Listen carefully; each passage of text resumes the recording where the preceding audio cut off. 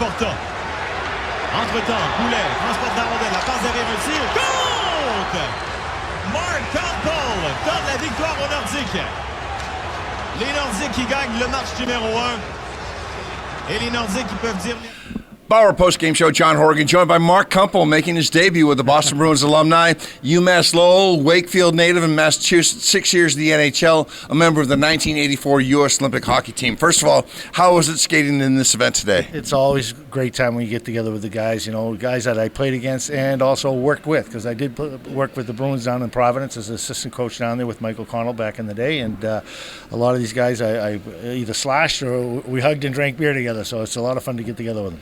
You played in the wild and woolly days of the 1980s in the NHL.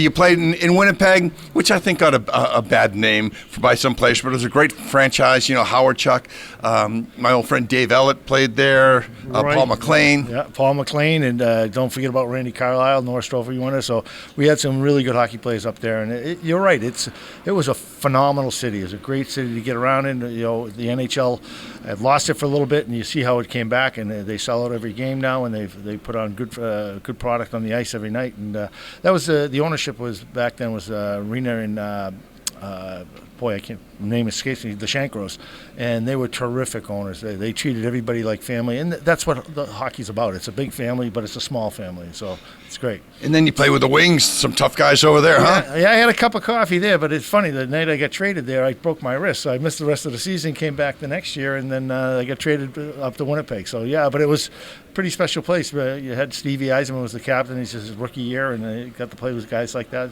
Yeah, it's amazing. It's a little guy from Wakefield, Mass, and back in 1983-84, I ever thought would do that. There's so few Americans playing at that time, so I lived the dream. It was great. And you also coached in the East Coast Hockey League. That was one of the things Harry Sinden did for me. I was assistant coach in Providence, and Harry called me up one day, hey, Mark, you can stay the assistant coach if you'd like, but if you want to be a coach, go be a coach. And he's right.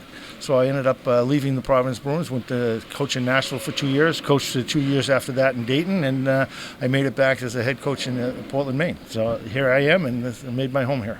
And finally, it must have been a dream playing on the United States Olympic hockey team, representing the United States of America. Talk about that and some of the players you played with. Well, that was a tough act to follow after 80.